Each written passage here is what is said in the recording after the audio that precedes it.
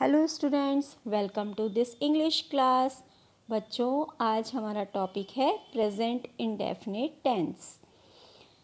जब भी हम अनुवाद करते हैं या ट्रांसलेशन करते हैं तो हमें टेंस सीखने की बहुत ज़्यादा ज़रूरत होती है। तो आज हम इसी पर बात करेंगे। पहले हम देखते हैं tense. Tense means time plus action, यानी कि प्रेजेंट, पास्ट, फ्यूचर, इसमें क्या काम हुआ है, यही टेंस के अंतर्गत आता है। तो बच्चों, फर्स्ट है प्रेजेंट टेंस, यानी कि वर्तमान काल। मेन 3 काल होते हैं। प्रेजेंट, जिसमें कि हम टुडे यानी आज के बारे में देखते हैं कि आज क्या काम हो रहा है। सेकंड है पास्ट टेंस, जिसमें कि कल क्या काम हुआ था उसका हमें पता चलता है। और थर्ड है फ्यूचर टेंस, जिसमें कि आगे क्या काम होगा, आने वाले कल में क्या कार्य होगा, ये हम देखते हैं। तो बच्चों, इस तरह से हमारे ये टोटल 12 टेंस हैं। पहला है प्रेजेंट इंडेफिनिट टेंस। अब प्रेजेंट में 4 टेंस आते हैं: present indefinite, present continuous tense, present perfect tense, present perfect continuous tense.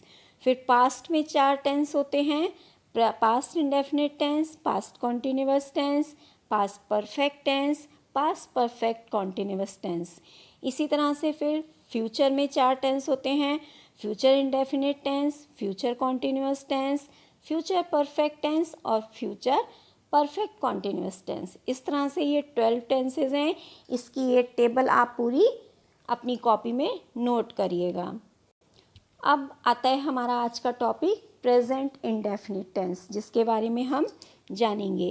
Present यानी कि आज जो काम हो रहा है, और इंडेफिनिट मतलब जिसमें हमें कोई ख़ास टाइम की, हमें कोई भी टाइम नहीं पता चलता है कि किस समय कोई काम हो रहा है। सिर्फ हमें एक इन्फॉर्मेशन मिलती है कि काम हो रहा है। जैसे कि वह खेलता है, वह नाचती है, तुम जाते हो, वे पढ़ते हैं, इस तरह से, जिससे हमें पता चलता है कि ये टेंस प्रेजेंट इंडेफिनिट टेंस है।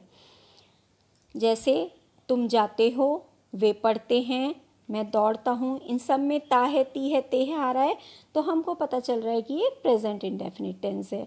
अब इसको बनाने का क्या नियम है कि सबसे पहले हमारा सब्जेक्ट आता है। सब्जेक्ट यानी कि कोई भी हमारा कोई नाम, ही, शी, इट, कोई भी प्रोनाउन है, वर्ड, तो वो सब सब्जेक्ट से शुरू होता है सेंटेंस। तो वो पहले सब्जेक्ट आता है, उसके बाद हम वर्ब लगाते हैं, वर्ब की फर्स्ट फॉर्म, और उसके बाद हमारा जो बाकी का सेंटेंस होता है वो ऑब्जेक्ट होता है, वो लगता है।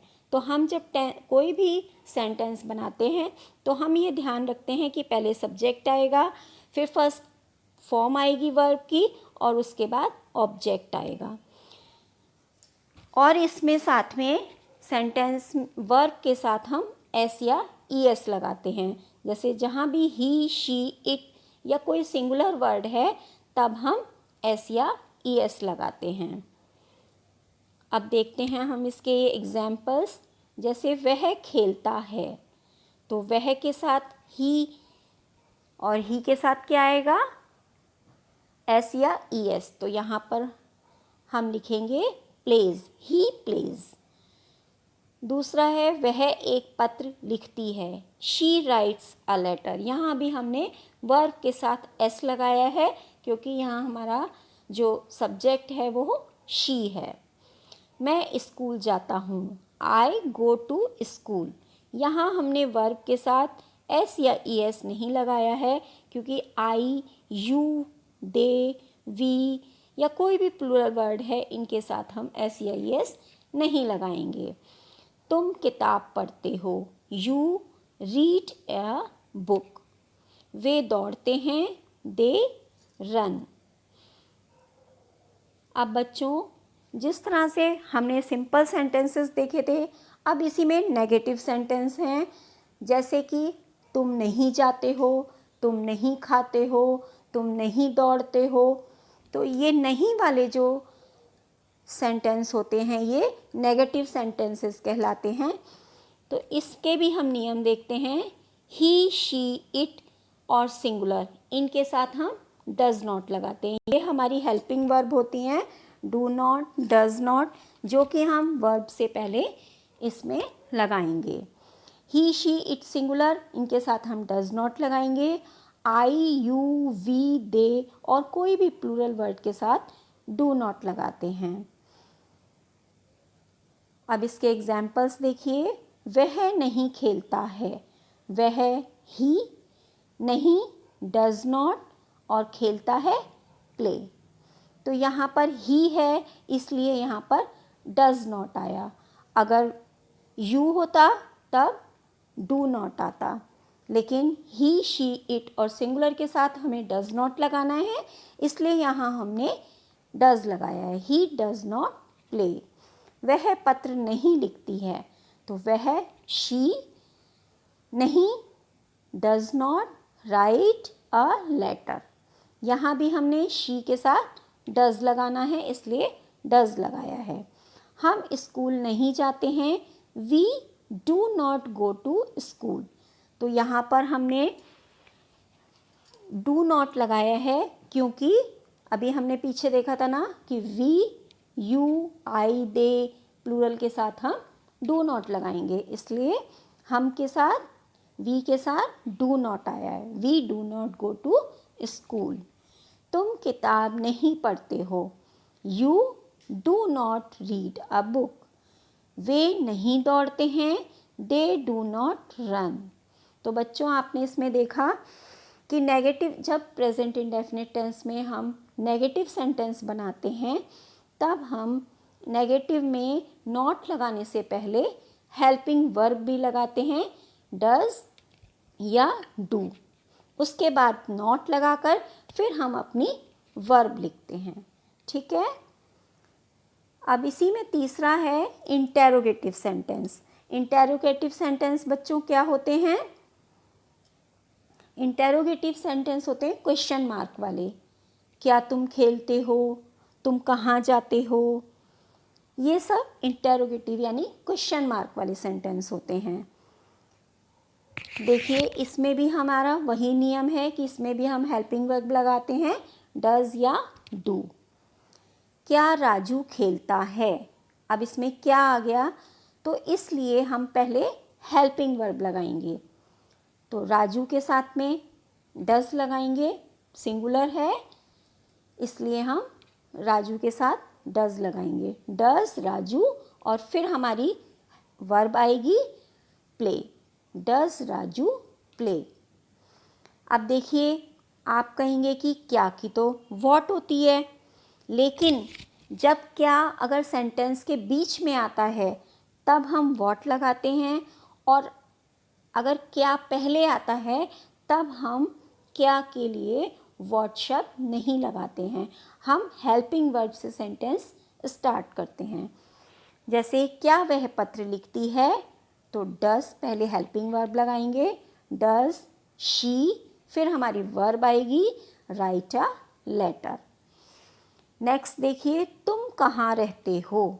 अब देखिए, तुम कहाँ रहते हो, तो कहाँ के लिए हम क्या वर्ड लगाते हैं, वेयर। तो सबसे पहले हम क्वेश्चन मार्क वाले उस वर्ड को लगाएंगे, वेयर, डू, फिर हम हेल्पिंग वर्ब लगाएंगे डू, फिर यू रहते हो live, where do you live. Next sentence है तुम वहाँ क्या करते हो। तो पहले हम क्या के लिए, इसमें क्या बीच में आ रहा है सेंटेंस में, इसलिए हम क्या की वर्ड लगाएंगे क्या के लिए, what, what do you do there.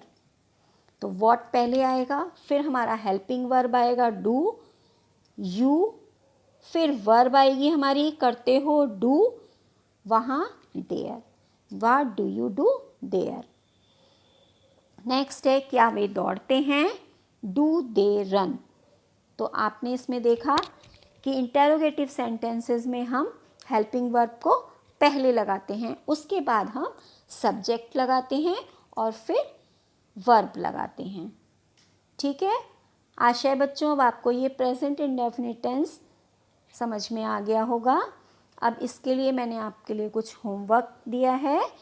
Question 1 है ट्रांसलेट इनटू इंग्लिश, मतलब ये हिंदी के सेंटेंस की आपको इंग्लिश बनानी है। जैसे राम खेलता है, सबसे पहले हम क्या लगाएंगे, राम। खेलता है प्ले, लेकिन राम सिंगुलर है इसलिए हम इसमें लिखेंगे वर्ब के साथ एस लगाएंगे, राम प्लेज।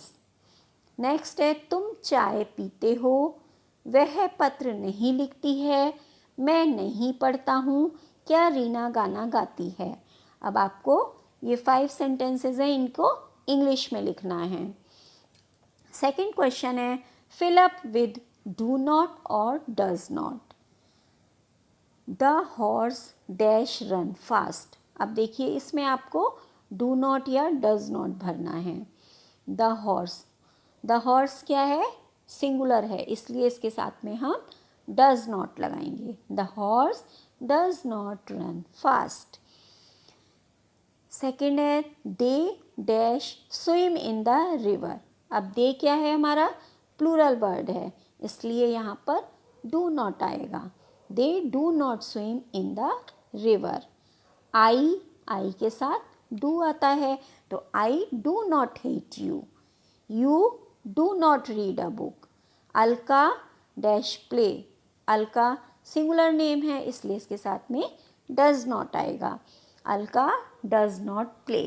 तो बच्चों आप ये होमवर्क अपनी कॉपी में करेंगे और मुझे उम्मीद है कि अब आपको ये प्रेजेंट इंडेफिनिट टेंस समझ में आ गया होगा और आपको इनको ट्रांसलेट करने में कोई प्रॉब्लम नहीं होगी।